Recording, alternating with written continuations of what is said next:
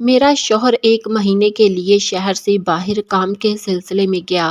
میں اور میری ساس گھر میں اکیلی ہوتی۔ ساس مجھ سے پورا دن اتنا کام کرواتی، رات کو مجھے پھر ٹھنڈا گلاس دودھ کا دیتی۔ اس کے بعد مجھے کوئی ہوش نہ ہوتی۔ ایک دن ساس گھر میں نہیں تھی تو ایک عورت کو پیسے دے کر سارا کام کروا لیا اور اسے اپنے کمرے میں چھپا دیا۔ ساس دودھ دے کر چلی گئی اور میں نے اس عورت کو دودھ پلا کر کمرے میں چھپ گئی اور وہ عورت دودھ پیتے ہی سو گئی۔ اور جیسے ہی رات کے 12 بجے تو جو منظر میں نے دیکھا اس کو دیکھ کر تو میری چیخیں ہی نکل گئی، کیونکہ وہاں تو جب سے میرا شوہر شہر سے باہر گیا تھا میری ساس کو نہ جانے کیا ہو گیا تھا۔ مجھ سے سارے کام کروانے لگی تھی۔ میں کام کر کے پاگل ہو جاتی، لیکن سارے گھر کا کام کروانے کے بعد جو وہ میرے ساتھ کرتی تھی اس کی مجھے اس سے بالکل بھی امید نہیں تھی۔ لیکن ایک دن میں نے اپنی ساس کے خلاف ایک پلان بنایا اور پھر مجھے پتہ چل گیا کہ وہ میرے ساتھ کیا کر رہی تھی۔ دراصل میرا شوہر پہلے ہمارے ساتھ ہی رہتا تھا، لیکن اس نے کہا کہ اسے 1 مہینے کے لیے کام کے سلسلے میں شہر سے باہر جانا ہے، جبکہ میری شادی کو بھی ابھی 4 مہینے ہی ہوئے تھے کہ میرا شوہر تو شادی کے اگلے ہی دن جانے والا تھا۔ لیکن میں نے اسے روک لیا اور وہ بھی یہ سوچ کر رک گیا کہ اس کی بیوی بہت زیادہ خوبصورت ہے۔ وہ میری بہت تعریفیں کیا کرتا تھا۔ ہم دونوں میاں بیوی میں بہت محبت تھی۔ ہم نے ایک دوسرے سے پسند کی شادی کی تھی اور میرے شوہر نے مجھے یہی کہا تھا کہ میں اپنی ماں کے خلاف چلا جاؤں گا، لیکن پھر بھی تمہیں ساری زندگی میری ماں کو عزت دینی ہوگی، کیونکہ میں ان کو نہیں چھوڑ سکتا۔ میں بھی اپنے شوہر کو کہتی کہ اپنی ماں کو چھوڑنا نہیں ہے۔ میں نے کہا کہ میں تمہاری ماں کے ساتھ بہت اچھے طریقے سے رہوں گی، تمہیں کبھی شکایت کا موقع نہیں دوں گی۔ اس لیے میرا شوہر بے فکر ہو کر 1 مہینے کے لیے جا رہا تھا، لیکن جس دن وہ گیا اسی دن میری ساس نے مجھے کام پر لگا دیا۔ پہلے جب وہ آدھا کام خود کیا کرتی تھی، کہنے لگی میری طبیعت خراب ہے۔ میں نے کہا کہ چلو ٹھیک ہے، طبیعت خراب ہے تو کوئی مسئلہ نہیں۔ میں نے سارے گھر کا کام کر دیا اور اپنے کمرے میں آ کر بیٹھی ہوئی تھی کہ میری ساس نے کہا کہ کام ہو گیا، تو میں نے کہا ہاں ماں جی کام ہو گیا۔ تو کہنے لگی کہ میرے ساتھ آؤ، میں نے کچن کے سارے ڈبے کھول دیے ہیں، ان کو بھی صاف کرنا ہے۔ میری ساس نے روٹین سے ہٹ کے کام نکالنے شروع کر دیے تھے۔ کبھی وہ مجھ سے سارے گھر کے پردے دھونے کو کہہ دیتی تو کبھی کہتی کہ سارے گھر کے برتن جو الماریوں میں صاف ستھرے رکھے تھے ان کو دھونا ہے، اور کبھی کہتی کہ سب کی الماریوں سے استری شدہ کپڑے بھی نکالو اور ان کو بھی دھونے ہیں۔ وہ دھوئے ہوئے تھے اور استری بھی کیے ہوئے تھے۔ میری ساس پورا دن مجھ سے کام کرواتی، مجھے ایک دن بھی بیٹھنے نہیں دے رہی تھی، لیکن ایک کام بھی کرتی تھی۔ جب میں کام سے تھک ہار کر کمرے میں آتی تو میرے لیے 1 گلاس ٹھنڈا دودھ لے کر آتی۔ پہلے دن ہی لے کر آئی تھی تو میں حیران ہوئی۔ میں نے کہا کہ میرا اتنا احساس؟ پھر کہنے لگی کہ تم نے آج بہت کام کیا ہے، دودھ پی لو، گرمی بھی بہت زیادہ ہے، اس لیے تمہارے جسم کو ٹھنڈک ملے گی اور تمہاری ساری تھکن بھی دور ہو جائے گی۔ وہ دودھ بہت ہی مزیدار تھا۔ شاید اسے ٹھنڈا کرنے سے پہلے اس میں چینی ملایا کرتی تھی اور اسے خوب اچھی طرح پکاتی تھی۔ میں نے ایک ہی سانس میں سارا دودھ پی لیا اور اس کے بعد مجھے بالکل ہوش نہ رہا۔ کہتے ہیں کہ اگر آپ کوئی بہت ہی مشکل کام کریں تو آپ ایسے ہی بچوں کی طرح سوتے ہیں کہ تکیہ سر پر رکھتے ہی سو جاتے ہیں۔ میرے ساتھ بھی یہی ہوا تھا۔ ویسے بھی مجھے بہت نیند آئی تھی، لیکن اتنا کام کر کے میں بہت پریشان ہو گئی تھی، اور آج اس سلسلے کو چلتے ہوئے 4-5 دن ہو گئے تھے کہ میرے ساتھ مجھ سے روز کام کرواتی اور پھر مجھے دودھ کا گلاس دیتی اور اس کے بعد میں سکون سے سو جاتی۔ ایک دن گھر کے کام بھی ہو گئے تھے اور وہ کام بھی ہو گئی تھی جو لوگ سالوں کے بعد یا مہینوں کے بعد ایک ہی دفعہ کرتے ہیں۔ اب تو کوئی کام بچا ہی نہیں تھا۔ روٹین کے کام اتنے زیادہ نہیں تھے، لیکن آج میری ساس نے ایسا کام کیا کہ میں حیران رہ گئی۔ اس نے ہمسایوں سے کہہ دیا کہ میری بہو بہت اچھا کھانا بناتی ہے، آج آپ لوگوں کے گھر دعوت ہے تو کھانا میری بہو ہی بنائے گی۔ مجھے بہت عجیب لگا کہ مجھے دوسروں کے گھر کام کرنے کے لیے بھیج رہی ہے۔ ٹھیک ہے، ان کے ساتھ ان کی بات چیت تھی، لیکن یہ کیا بات ہوئی؟ پھر سوچا کہ چلو ایک دن کا کھانا بنانے سے کیا ہو جائے گا، لیکن جب وہاں گئی تو پتہ چلا کہ وہاں پر تو انہوں نے دعوت کی ہوئی ہے، کیونکہ ان کی بیٹی کی بات پکی کرنے کے لیے لوگ آ رہے ہیں۔ تو انہوں نے 3-4 کھانے اور 3 میٹھے بھی بنانے تھے، یعنی کہ آج میرا پورا دن پھر لگنے والا تھا۔ اور ایسا ہی ہوا، میں صبح سے شروع ہوئی اور شام تک کھانا بناتی رہی۔ شام کو تھکی ہاری گھر آئی تو ساس پہلے سے ہی دودھ تیار کر کے بیٹھی تھی۔ دودھ پیا اور آرام سے سو گئی۔ آنکھ صبح ہی کھلی، شوہر کی کال آئی تو اسے یہ نہیں بتایا کہ یہاں پر یہ سب ہو رہا ہے، کیونکہ وہ اپنی باتیں لے کر بیٹھ گیا۔ کہنے لگا کہ تمہیں بہت یاد کرتا ہوں، تمہارے بغیر دن نہیں گزر رہے۔ 1 ہفتہ گزرا ہے، ابھی 3 ہفتے باقی ہیں۔ میں بھی دل میں سوچنے لگی کہ اگر 3 ہفتوں کے اندر میرے ساتھ یہی ہوتا رہا تو تمہاری بیوی تمہیں آدھی ہی ملے گی، کیونکہ آدھی تو کاموں میں خرچ ہو چکی ہوگی۔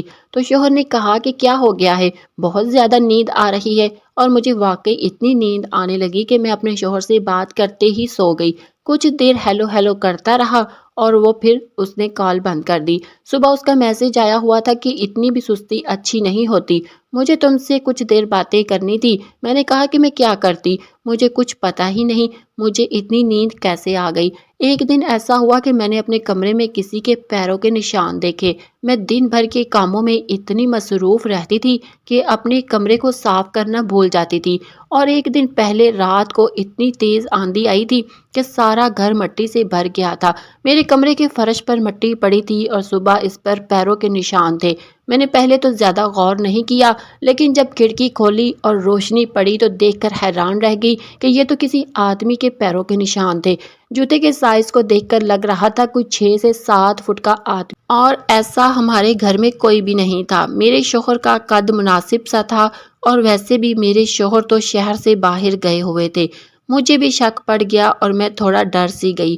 میں ان نشان کی تصویر کھینچ لی اور اس کے بعد فرش کو اچھی طرح صاف کر دیا، کیونکہ اگر میری ساس دیکھ لیتی تو وہ مجھ پر ہی شک کرتی۔ قدموں کے نشان میرے کمرے میں تھے، اس کا مطلب میرے کمرے میں کوئی آدمی آیا تھا۔ پھر میں نے سارے گھر کے جوتے دیکھے کہ اس نشان سے کس کے جوتے ملتے ہیں۔ جب میں ایسا کر رہی تھی تو مجھے اپنے پیچھے کسی ہلچل کی آواز محسوس ہوئی، لیکن جب میں نے پلٹ کر دیکھا تو کوئی بھی نہیں تھا۔ شام کے وقت اپنی ساس کو دیکھ کر میں حیران رہ گئی۔ انہوں نے قدموں میں کوئی جوتے پہن رکھے تھے جن کے نشان میں نے اپنے کمرے میں دیکھے تھے، لیکن یہ تو کسی مرد کا جوتا تھا۔ میں دیکھ کر حیران ہوئی تو میری ساس نے کہا کہ کیا ہوا ہے، دیکھ رہی ہو؟ میں نے کہا کہ یہ جوتا کس کا ہے؟ تو کہنے لگی یہ تمہارے سسر کا ہے، وہ اب اس دنیا میں نہیں رہے، لیکن ان کی ساری چیزیں میرے پاس ہیں۔ وہ بہت لمبے قد کے آدمی تھے، اس لیے ان کی کوئی بھی چیز میرے بیٹے کو پوری نہیں آتی، تو ان کی چیزیں ایسے ہی پڑی ہیں۔ کبھی کبھی مجھے ان کی بہت یاد آتی ہے، اس لیے میں ان کے جوتے پہن لیتی ہوں، کبھی کلائی میں گھڑی پہن لیتی ہوں، کبھی کبھی ان کی کوئی چادر اوڑھ لیتی ہوں، ان کی خوشبو کو محسوس کرتی ہوں، ایسا لگتا ہے کہ وہ میرے ساتھ ہے۔ مجھے میری ساس کو دیکھ کر بہت دکھ محسوس ہوا، کیونکہ ہم سفر کا چلے جانا اس دنیا کا سب سے بڑا دکھ ہوتا ہے۔ میں نے کہا کہ رات کو آپ میرے کمرے میں آئی تھی؟ تو کہنے لگی کہ ہاں میں آئی تھی تمہارے کمرے میں دیکھنے کے لیے کہ تم سکون سے سو رہی ہو یا نہیں۔ میرا سارا شک دور ہو گیا اور میں نے اپنی ساس کو بتایا کہ دراصل آپ یہ جوتا پہن کر آئی تھی۔ میں نے جوتوں کا نشان دیکھا تو میں تو بہت زیادہ پریشان ہو گئی تھی، اور صبح سے میں پریشان ہوں، میرا آدھا کلو خون جل گیا ہے، سارا گھر چھان مارا، پر یہ تو آپ کے پیروں کے نشان تھے۔ میں ہنسنے لگی اور بالآخر میری ٹینشن ختم ہو گئی۔ میری ساس میری بات بہت غور سے سن رہی تھی اور وہ بھی میرے ساتھ ہنسی، لیکن ایسا لگتا تھا جیسے ہنسی نقلی ہے۔ انہوں نے کہا کہ تم کو اتنا پریشان ہونے کی ضرورت نہیں تھی، اس گھر میں تو کوئی بھی نہیں آتا، میں اور تم ہی تو ہوتے ہیں، اور تمہارا شوہر بھی کچھ دن بعد واپس آ جائے گا، اس کے بعد تو تمہیں بالکل بھی نہیں ڈرنا چاہیے، ویسے بھی سارا گھر بند ہے۔ مجھے اپنی ساس سے یہ بات نہیں کرنی چاہیے تھی، لیکن گھر میں اور کوئی نہیں تھا۔ اتنی پریشان ہو گئی تھی کہ میں نے ان کو یہ سب بتا دیا۔ اب میرے دل میں کوئی ملال، کوئی شک نہیں تھا، لیکن روٹین گھر کی وہی چل رہی تھی کہ میں دن بھر کام کرتی رہتی۔ پھر یہ سوچ کر مطمئن ہو گئی تھی کہ میری ساس کو اتنا احساس تو ہے کہ وہ مجھے روز 1 گلاس دودھ پلاتی ہے، لیکن ایسا کیوں کر رہی تھی یہ میری سمجھ سے باہر تھا۔ جب ان کا بیٹا اس گھر میں تھا تو وہ میرے ساتھ مل کر کام کیا کرتی تھی، لیکن اب ایسا کیوں کر رہی تھی؟ پھر میں سوچنے لگی کہ شاید ان کا بھی آرام کرنے کا دل کر رہا ہو، اور شاید میرا شوہر واپس آ جائے تو پھر سے اپنی روٹین پر واپس آ جائے گی۔ ویسے بھی میرے شوہر کے آنے میں 15-16 دن ہی رہ گئے تھے۔ सोचा कि चुपचाप के दिन गुजार लेती हूँ, क्योंकि घर में फसाद बनवाना मसला ही होता है। वैसे भी मैं अपने घर में भी तो काम किया करती थी, कामों का मसला नहीं था। लेकिन इसके बाद जो हुआ था, इस बात से मेरी जगह कोई भी होता तो उसे मसला ही होता। और वो ये कि मेरे जिस्म पर अजीबो गरीब किस्म के निशान थे। जब ना कि तो मैं कहीं गई थी और ना ही मुझे कोई एलर्जी हुई थी। गिरी तो मैं बिल्कुल भी नहीं। एलर्जी की कुछ इम्कानात हो सकते थे, इसलिए मैं अम्मी के घर जाने का बहाना करके डॉक्टर के पास चली गई। डॉक्टर को जाकर दिखाया। डॉक्टर ने कहा कि ये एलर्जी नहीं है, आपको ठेस लगी है, आपको बहुत जोर से मारा है या फिर दबाव दिया है आपके ऊपर, इसीलिए निशान है। मैं ये सोचकर परेशान हो गई, क्योंकि मेरे साथ ऐसा नहीं हुआ था। लेकिन निशान बने हुए थे, इसका मतलब है कि ये तब हुआ था जब या तो मैं सो रही थी और या फिर मुझे पता ही नहीं था।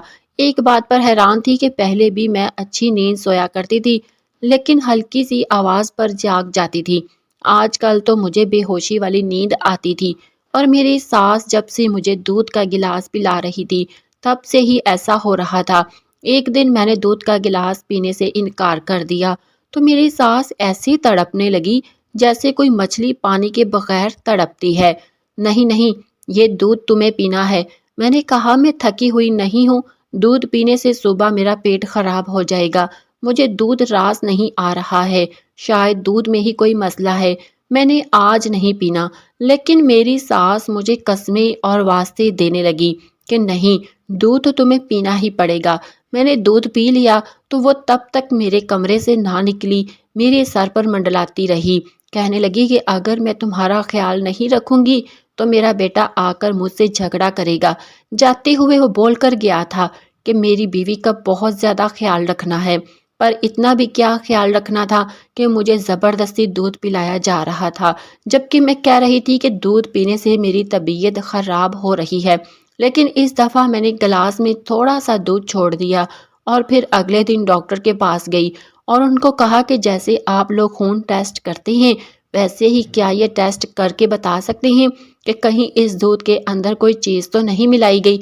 डॉक्टर ने कहा कि बिल्कुल, ये तो बहुत ही आसान सा टेस्ट है, अभी पता चल जाएगा।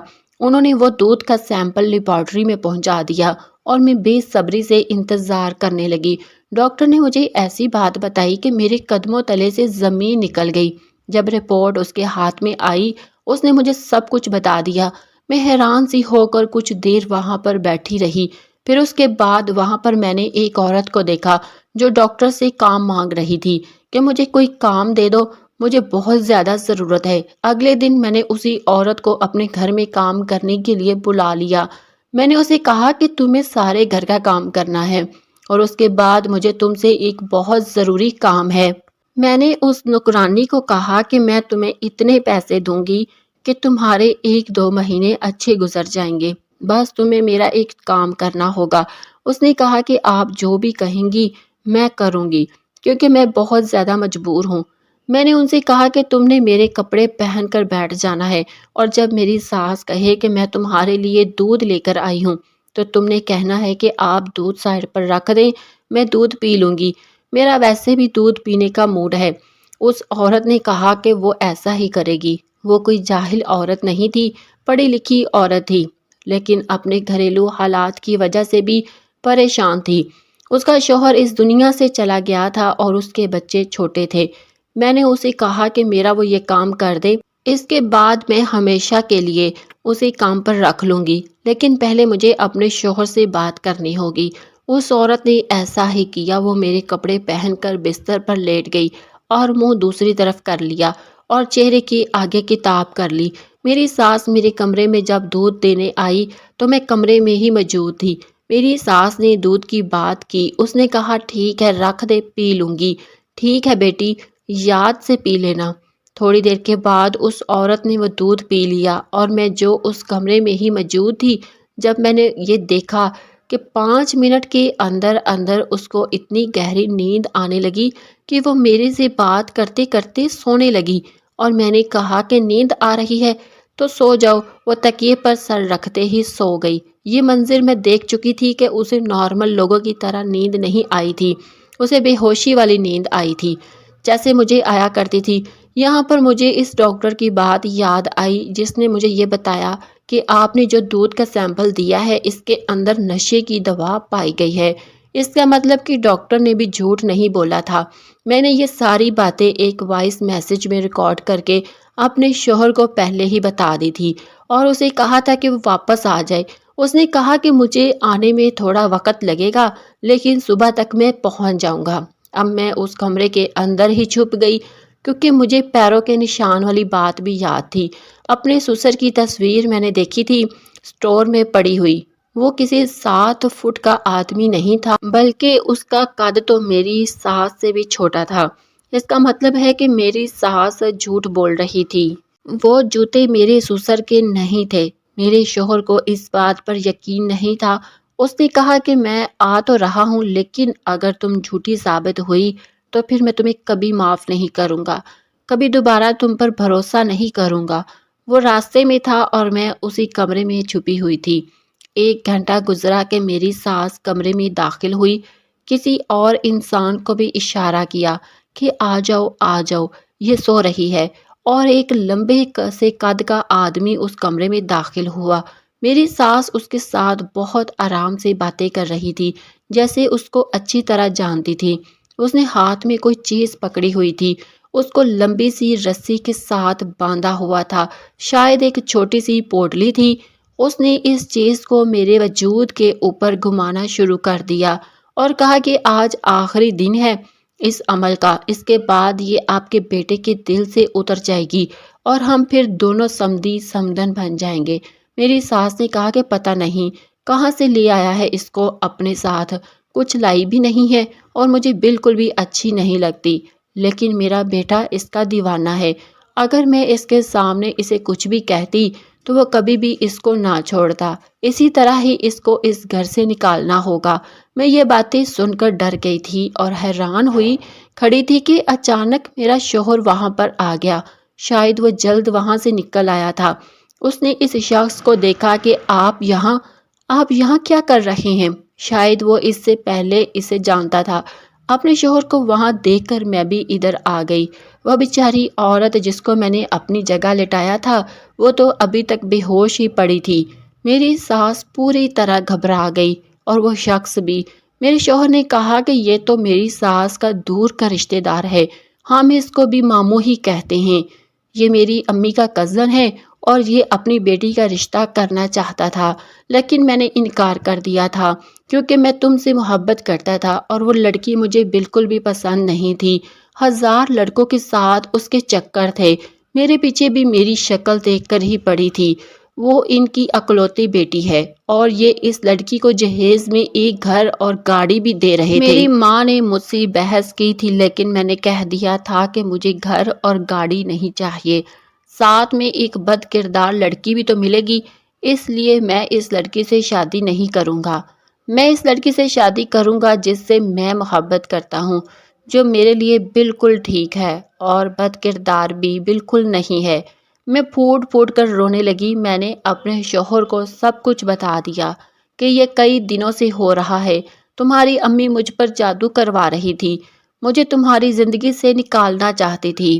میرے شوہر نے کہا کہ کوئی جادو کچھ نہیں ہوتا، کچھ بھی نہیں ہوگا، امی کا تو پہلے دن سے ہی جادو پر بہت اعتقاد ہے، بابا بھی اس بات پر غصہ ہوتے تھے۔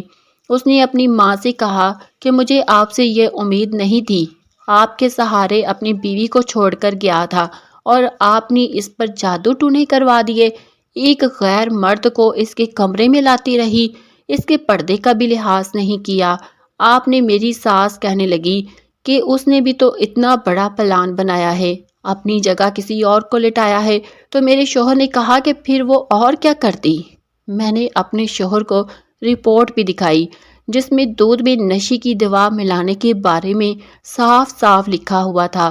میرا شوہر سر پکڑ کر بیٹھ گیا۔ اپنے شوہر کو دیکھ کر مجھے بھی دکھ ہو رہا تھا کہ اسے اپنی ماں سے یہ بالکل بھی امید نہیں تھی اور آج وہ ایک امتحان میں پھنس گیا تھا کہ وہ کس کا ساتھ دے۔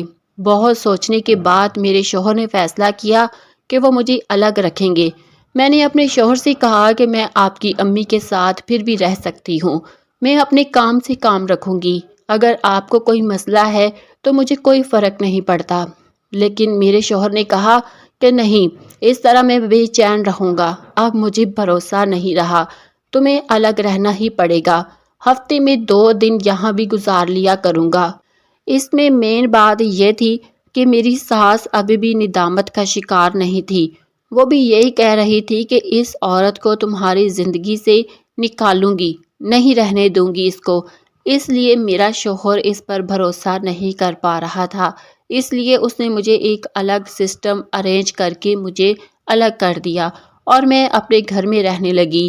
ہماری زندگی تھوڑی سی مشکل ہو گئی ہے، میرا شوہر بیچارہ پریشان رہتا ہے، لیکن اب میں کیا کر سکتی تھی۔